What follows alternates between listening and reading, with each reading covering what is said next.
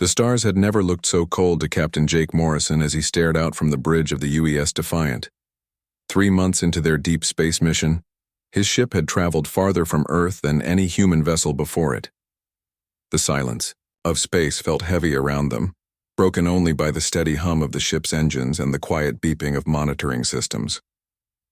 "Captain, we're getting some strange readings on the long-range sensors," said Amy Rodriguez from her communications station. Her voice carried a note of concern that made Jake turn away from the viewing port. "What kind of readings?" Jake asked, walking over to look at her display screen. Amy frowned as she studied the data flowing across her screen. "Energy signatures, unlike anything in our databases. They're coming from the Kepler 442 system, about 6 light-years ahead of us." Jake felt his stomach tighten. The Kepler system was home to New Geneva, one of humanity's newest mining colonies. 50,000 people called that distant world home, working to extract rare minerals that Earth desperately needed. "Lisa, can you make sense of these readings?" Jake called to his chief engineer. Lisa Carter looked up from her station, her hands still working on the ship's power distribution systems. "The energy output is massive, Captain. Whatever's generating those signals has technology far beyond anything we've built." The bridge fell silent, except for the constant electronic sounds of their equipment. Jake's crew had been together for 2 years, and they had developed an almost telepathic understanding of each other's thoughts. Right now, he could see the same worry in all their faces. Dr. Paul Jackson, their medical officer, spoke quietly from his position near the science station. "Captain, if there are aliens in that system, and they're near our colony—" He didn't need to finish the sentence. Everyone understood the implications. Ryan Brooks, their tactical officer, turned in his chair. "Sir, we should consider that any species capable of interstellar travel might be more advanced than us. If they're hostile—" "I know," Jake said. He had been thinking the same thing since Amy first reported the readings. The Defiant was a good ship, but it was built for exploration, not warfare. Against unknown alien technology, they might be completely outmatched. Susan Hayes, their navigator, pulled up a star chart on the main screen. "Captain, if we change course now, we could reach the Alpha Centauri relay station in 4 days. We could send a message to Earth about what we've found." Jake stared at the chart, knowing that 4 days might be too long. If the aliens were hostile, the people of New Geneva could be dead by the time Earth received any warning. The colony had no military defenses and no way to escape if they were attacked. "Amy, try to contact New Geneva," Jake ordered. "See if you can raise their communication center."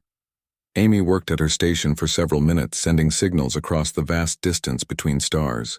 The response should have been almost instant through their quantum communication system, but only static came back.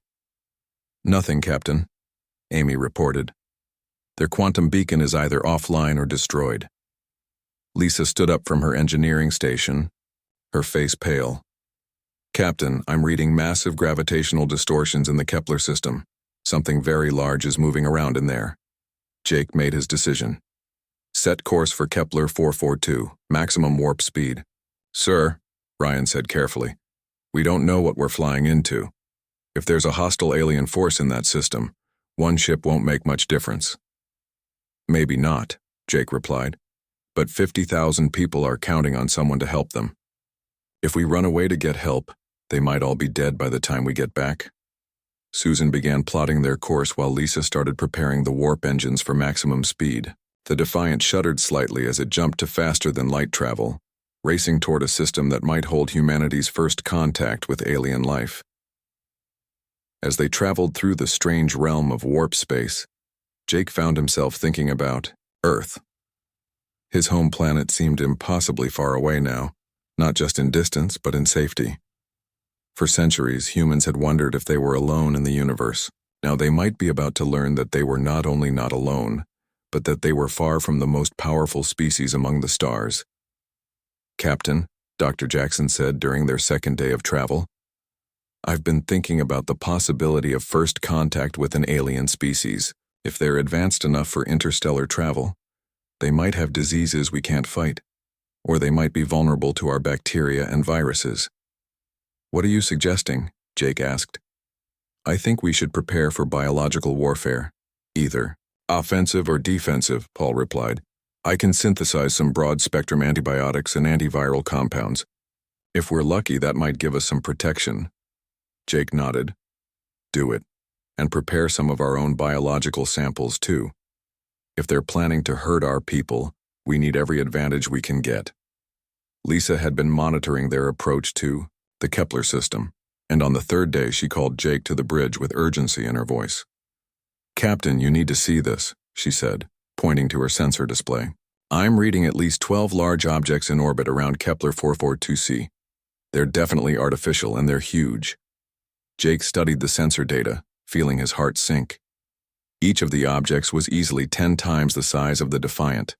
If they were warships, his single vessel would be completely outmatched. Any signs of New Geneva? He asked. Amy had been scanning for human communication signals. I'm picking up some weak transmissions from the planet's surface. They're using emergency frequencies and old radio technology. It looks like their main communications array has been destroyed.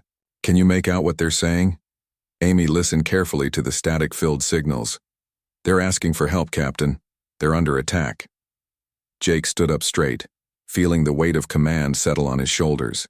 In a few hours, they would drop out of warp space and face whatever had destroyed New Geneva's defenses. His small exploration ship would be humanity's only hope against an unknown alien threat. All hands. This is the captain, he announced over the ship's communication system. We're about to make first contact with an alien species. They appear to be hostile and have attacked our colony. We're going in to help our people no matter the odds. Prepare for battle stations. The Defiant raced on through the darkness toward humanity's first interstellar war. The Defiant dropped out of warp space at the edge of the Kepler system, and Jake Morrison felt his blood run cold at what appeared on their main screen. 12 massive alien ships hung in space around New Geneva, like giant metal predators circling their prey. Each vessel was dark gray with sharp angles and weapon ports that glowed with menacing red light. My God, whispered Susan Hayes from the navigation station. They're enormous. Lisa Carter was already scanning the alien ships with every sensor the Defiant possessed. Captain, each of those vessels is at least 15 times our size. Their energy readings are off the charts. Jake stared at the display, knowing that his single ship was completely outmatched. But on the planet below, 50,000 humans were counting on someone to help them. He could see fires burning on New Geneva's surface and the twisted remains of what had been the colony's defense stations. Amy, are you picking up any communications from the planet? Jake asked. Amy Rodriguez worked frantically at her station, trying to filter through the electronic noise filling the system. Yes, sir, but it's weak. The colonists are using handheld radios and emergency beacons. Most of their communication equipment has been destroyed. Can you make contact with them? I'm trying, Captain. The alien ships are jamming most frequencies, but I might be able to get through on the old emergency channels. Ryan Brooks was studying the tactical situation from his weapons station. His face was grim as he analyzed their chances. Captain, our weapons won't even scratch those ships. They have some kind of energy shielding that makes our lasers and missiles useless. Jake was about to respond when a new signal appeared on their communication system. The voice that came through the speakers was harsh and alien, speaking in perfect English with a tone of complete contempt. Human vessel, this is Commander Yexhai of the Vorthak Empire. You will surrender immediately and prepare to be boarded. Your species has been judged inferior and will serve the Hegemony Alliance as workers and slaves. The bridge fell silent. Jake felt anger rising in his chest as he realized that these aliens had planned this attack. They knew about humans and had decided to enslave them without even attempting peaceful contact. Commander Yexhai, Jake replied, keeping his voice steady. I am Captain Morrison of the Earth vessel Defiant. We demand that you cease your attack on our colony and withdraw from this system immediately. Harsh laughter came through the speakers. You demand? You pathetic creature, you pilot a ship that my smallest fighter could destroy in seconds. You have no weapons that can harm us, and no shields that can protect you. Look around you and see the fate of all human resistance. On the main screen, One of the alien ships fired a bright red beam at a piece of debris that had once been part of New Geneva's orbital station. The metal simply vaporized, leaving nothing behind. "You have 1 minute to surrender," HFY continued, "or I will demonstrate our power on your colony's population centers. 10,000 humans will die to show you the price of defiance." Jake felt his hands clench into fists. He looked around at his crew and saw the same anger and determination in their faces that he felt in his heart. They were outgunned and outnumbered, but they would not abandon their people. "Lisa," he said quietly, "what can you tell me about their shields?" Lisa had been studying the alien technology since they arrived. "They use some kind of rotating energy field, Captain. It cycles through different frequencies every few seconds. Our weapons can't penetrate it because they're designed to stop the kind of energy we use." "But what if we could time our shots to hit during the rotation?" Jake asked. "Maybe," Lisa said, "but we'd need perfect timing and a lot of luck, and even then we might only cause minor damage." Dr. Jackson had been listening to the alien communications with growing concern. "Captain, I've been analyzing their transmission. There's background noise that suggests they're using some kind of breathing apparatus. They might not be able to survive in our atmosphere." Jake felt a spark of hope. "You think they're vulnerable to our diseases or our air?" "It's possible," Paul replied. "If we could get close enough, we might be able to use biological warfare against them." Amy suddenly spoke up from her station. "Captain, I'm getting a signal from the planet. It's Administrator Pete Watson from New Geneva." "Put him through," Jake ordered. The voice that came through was filled with static and fear. "Any Earthship, this is New Geneva. The aliens have landed troops in all our major cities. They're rounding up civilians and loading them onto transport ships. Our security forces are fighting back, but their weapons don't work against the alien armor. Pete, this is Captain Morrison on the Defiant. We're here to help." "Jake, thank God. But you can't fight those ships alone. They destroyed our orbital defenses in minutes." "We're not giving up," Jake replied. "Keep your people fighting. We'll find a way to even the odds." The alien commander's voice cut through their conversation. "Your time is up, human. Witness the price of defiance." On the main screen, one of the alien ships turned toward New Geneva and began to charge its main weapon. Jake could see the red glow building at the ship's bow, preparing to fire at the defenseless colony below. "All hands battle stations," Jake announced. "Ryan, target that ship's weapon system. Lisa, modulate our lasers to match their shield frequency. Amy, broadcast our attack on all channels so the colony knows we're fighting for them." "Captain," Susan said from her station, "there's an asteroid field on the edge of the system. If we could lure some of their ships there, the rocks might give us cover." Jake studied the tactical display. It was a desperate plan, but it was better than watching helplessly as the aliens destroyed New Geneva. "Do it," he ordered. "Take us toward those asteroids. And everyone remember, we're not just fighting for ourselves. We're fighting for every human in the galaxy. If we fail here, Earth will be next." The Defiant turned away from the alien fleet and began racing toward the asteroid field. Behind them, the alien ships began to pursue, their commanders amused by what they saw as a futile attempt to escape. But Jake Morrison had no intention of running away. He was leading the aliens into a trap, and he was about to show them that humans were far more dangerous than they had ever imagined. The Defiant raced through space toward the asteroid field with 4 alien ships chasing behind it. Jake Morrison watched his tactical display as the enemy vessels gained ground, their superior speed making the pursuit seem hopeless.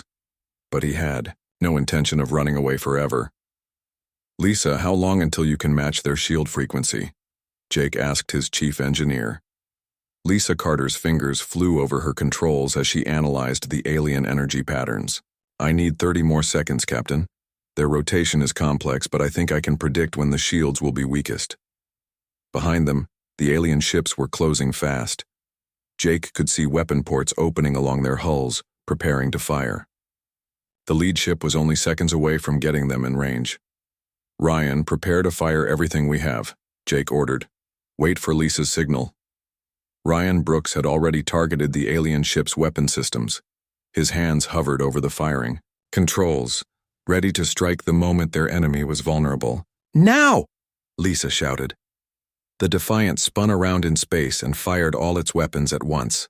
Laser beams and missiles streaked toward the lead alien ship just as its shields rotated to their weakest point. For the first time since the battle began, human weapons found their target. Explosions bloomed along the alien ship's hull. The damage was not serious, but it was visible. More importantly, it was impossible according to everything the aliens believed about human technology. Impossible, came Commander Yexhai's voice over the communication system. You're primitive. Weapons cannot harm our vessels. But Jake was already moving to the next phase of his plan. Susan, take us into the asteroid field. Use the biggest rocks for cover. The Defiant dove between massive chunks of stone and metal, weaving through the dangerous field with skill that surprised even its crew. Susan Hayes had plotted their course perfectly, using her knowledge of physics and orbital mechanics to find paths that the larger alien ships could not follow. Captain, Amy Rodriguez called out, I'm receiving signals from New Geneva. The colonists are fighting back on the surface. Jake activated the communication channel. Pete, what's your situation down there? Administrator Watson's voice came through, filled with explosions and gunfire in the background. The aliens landed troops in environmental suits, Jake, but Helen Foster figured out something important. Their suits have air filters that don't work well against our industrial chemicals. What do you mean? Jake asked as he watched two alien ships trying to navigate around a particularly large asteroid. We're using crop dusters and fire trucks to spray them with fertilizer and cleaning chemicals, Pete replied. It's getting through their filters and making them sick. Some of them are already retreating to their ships. Dr. Jackson looked up from his medical station with excitement. Captain, that confirms my theory. They're vulnerable to our biological and chemical compounds. Their technology is advanced, but they've never encountered Earth-based toxins. Jake felt hope growing in his chest.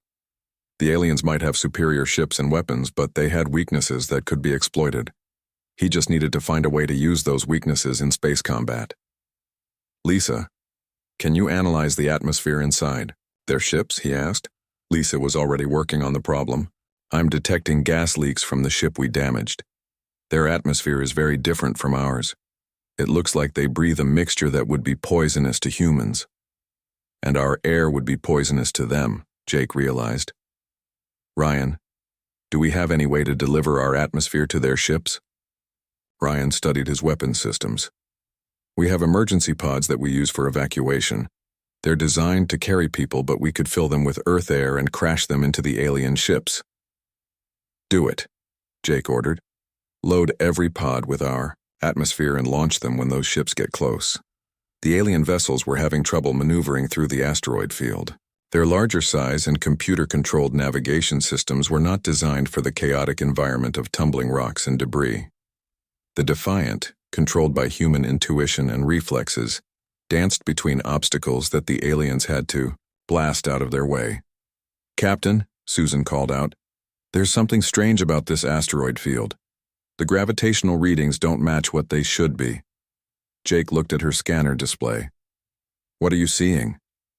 There's a massive, gravitational source at the center of the field. It might be a brown dwarf star or a collapsed stellar remnant. The gravitational pull is affecting the orbit of all these asteroids. Lisa suddenly looked up from her engineering station with wide eyes.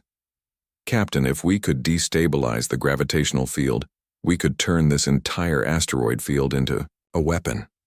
How? Jake asked. The brown dwarf is barely stable. If we could overload its magnetic field with the right kind of energy pulse, it would cause a gravitational cascade. Everything in this field would be pulled toward it. Jake stared at the tactical display, realizing what Lisa was suggesting. It was incredibly dangerous and might destroy the Defiant along with the alien ships, but it might be their only chance to win against impossible odds. How long would we have to escape? He asked. Maybe 30 seconds after we trigger the cascade, Lisa replied, and we'd have to be moving at maximum speed to get clear. The alien ships had finally cleared most of the asteroid field and were closing in on the Defiant again. Their weapons were charging, and Jake knew they would not miss at you. Close range, Amy's voice cut through the tension. Captain, the colonists on New Geneva are reporting that the alien ground forces are retreating.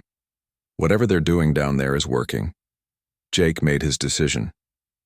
Lisa, Prepare the gravitational pulse. Ryan, launch those atmosphere pods at the nearest alien ship. Susan, plot our escape course to the edge of the field. Sir, Ryan said quietly. This is incredibly risky. If the timing is off by even a few seconds. I know, Jake replied. But those people down there are counting on us. And if we don't stop these aliens here, they'll go to Earth next. The Defiant's emergency pods launched toward the alien ships, carrying deadly cargo of Earth's atmosphere. At the same time, Lisa began charging their main deflector array to generate the pulse that would destabilize the brown dwarf. All hands, prepare for emergency acceleration, Jake announced. This is going to be close. The emergency pods from the Defiant struck the nearest alien ship just as Lisa Carter triggered the gravitational pulse. The pods broke apart on impact, releasing clouds of Earth's atmosphere that seeped through damaged hull plates and air recycling systems. Inside the alien vessel, Vorthak warriors began collapsing as oxygen and nitrogen flooded their breathing apparatus. Their advanced technology had no defense against something as simple as air from another world. Emergency alarms screamed through their ship as crew members fled to sealed compartments. It's working, Amy Rodriguez shouted from her communications station. I'm hearing panic signals from their ships, but Jake Morrison had no time to celebrate. The brown dwarf at the center of the asteroid field was already responding to Lisa's gravitational pulse. Space itself seemed to bend and twist as the massive object's magnetic field became unstable. Gravitational cascade beginning, Lisa reported, her voice tight with concentration. All asteroids are starting to accelerate toward the brown dwarf. Around them, chunks of rock and metal that had been drifting peacefully for millions of years suddenly began falling toward the collapsed star. The smallest pieces moved first, then larger and larger asteroids joined the deadly dance. Susan, get us out of here, Jake ordered. Susan Hayes pushed their engines to maximum power, fighting against the growing gravitational pull. The Defiant shook and groaned as it struggled to escape the asteroid field before the cascade reached full strength. Behind them, the alien ships were in chaos. 3 vessels had been contaminated by Earth's atmosphere and were drifting helplessly as their crews fought for survival. The remaining ship tried to follow the Defiant's escape route, but its larger size made it harder to maneuver between the accelerating asteroids. Captain, Ryan Brooks called out. The aliens are firing at the asteroids to clear their path, but they're making it worse. Jake looked at the tactical display and saw that Ryan was right. Every time the aliens destroyed an asteroid, the debris created smaller projectiles that moved even faster toward the brown dwarf. The gravitational field was becoming more unstable with each explosion. Commander Yexhai's voice came over the communication system, but now it was filled with fear instead of arrogance. Human ship, what have you done? Our navigation computers cannot calculate an escape route. You should have thought about that before you attacked innocent people, Jake replied. The Defiant cleared the edge of the asteroid field, just as the gravitational cascade reached critical mass. Behind them, the brown dwarf's magnetic field collapsed completely, creating a gravitational whirlpool that pulled everything within 1,000,000 kilometers toward its surface. 2 of the alien ships were caught in the gravitational field and crushed instantly. The remaining vessels tried desperately to escape, but their computer-controlled systems could not adapt quickly enough to the changing conditions. We're clear, Susan reported, her voice shaking with relief. Jake watched on the main screen as the asteroid field collapsed into the brown dwarf, taking most of the alien fleet with it. Only 2 enemy ships survived, and both were badly damaged and drifting without power. Amy, contact New Geneva, Jake ordered. Find out what's happening on the surface. Administrator Pete Watson's voice came through much clearer now that the alien jamming had stopped. Jake, you did it. The alien ground forces are surrendering. Whatever you did to their ships up there, it broke their will to fight. The colonists are safe? Jake asked. Helen Foster's people are rounding up the last alien soldiers now. Most of them are too sick from our chemical attacks to resist. The ones who can still move are begging to be taken back to their ships. Dr. Jackson looked up from his medical station. Captain, I'm detecting human life signs on the alien transport vessels. They have our people aboard those ships.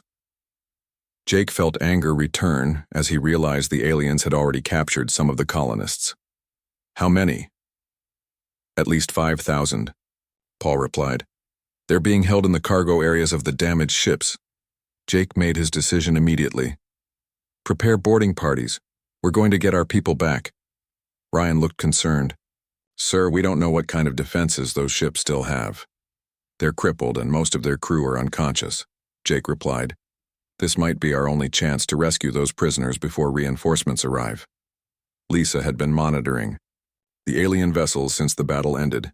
Captain, both ships have lost main power. Their life support systems are failing, and their weapons are offline. Perfect, Jake said. Amy, send a message to the surviving aliens.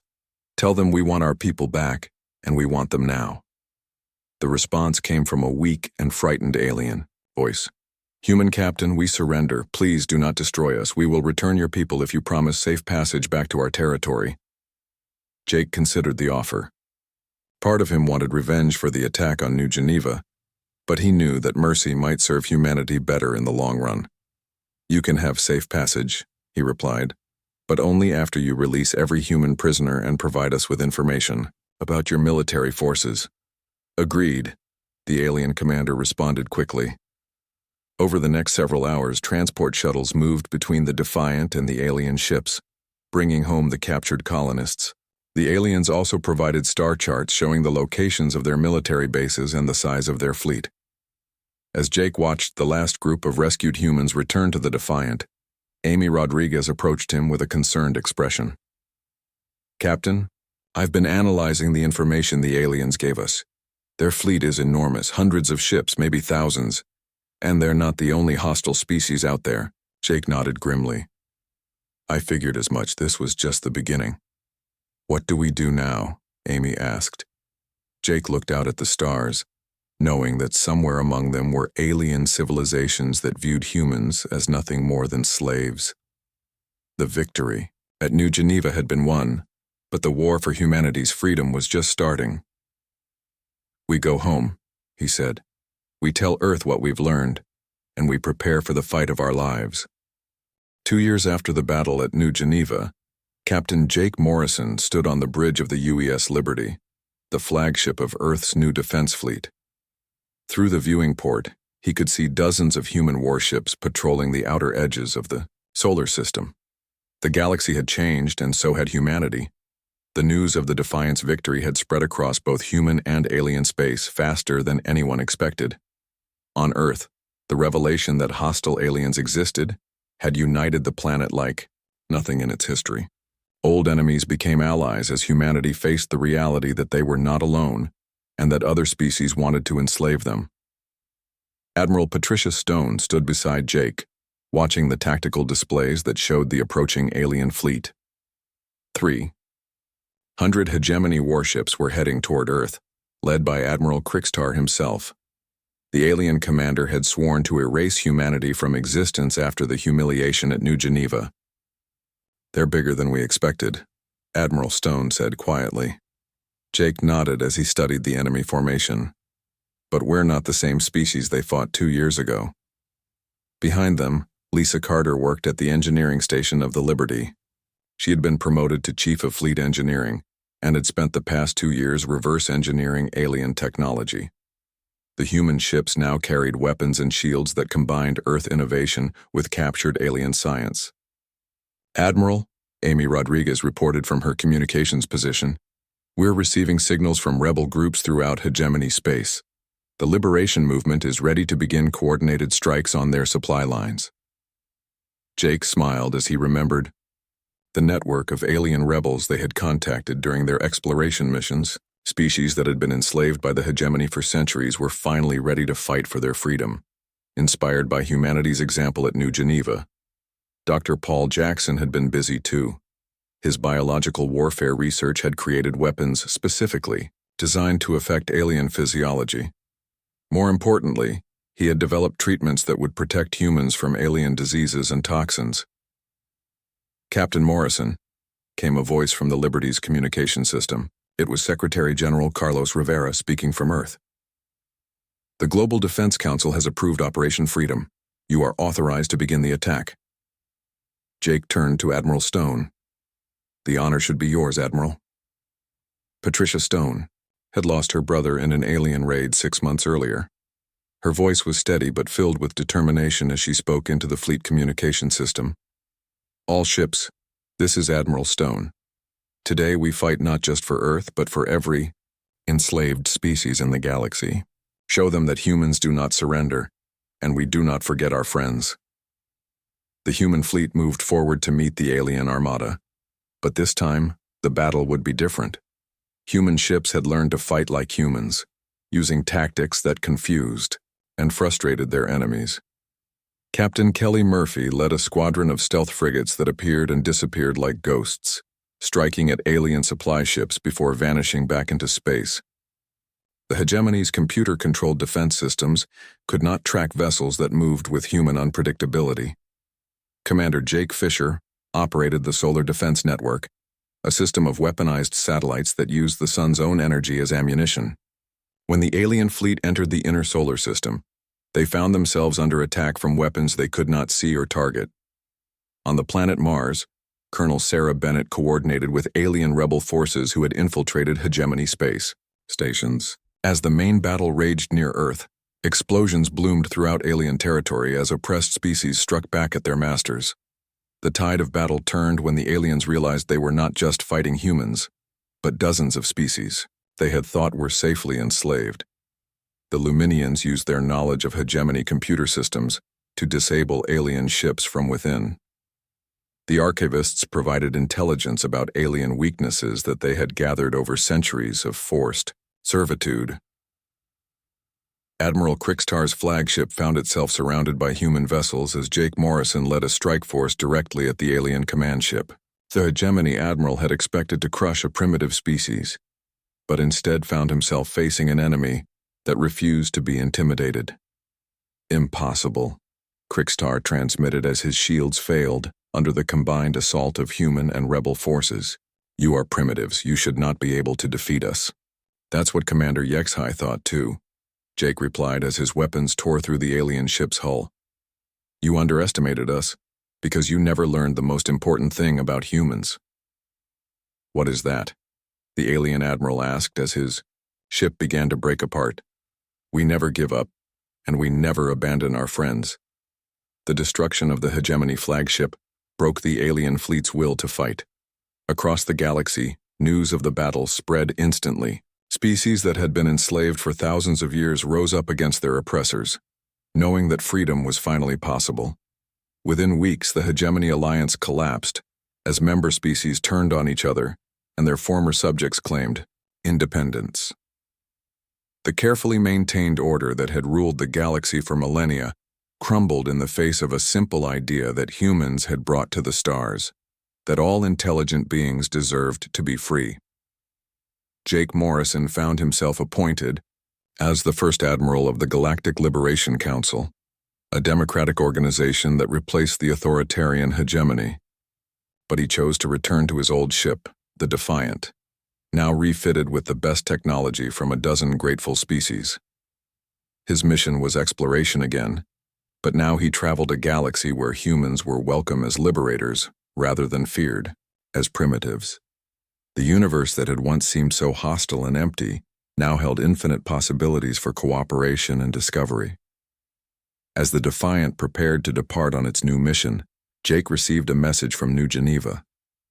The colony had been rebuilt and now served as a training center where humans and aliens learned to work together. Administrator Pete Watson reported that children of multiple species were playing together in the colony's schools, learning that differences in appearance meant nothing compared to shared dreams of freedom. Standing on his bridge, Jake looked out at the stars and smiled. Humanity had found its place among them not as conquerors, but as the species that had reminded the galaxy what freedom meant. The long night of oppression was over, and a new dawn was beginning for all intelligent life.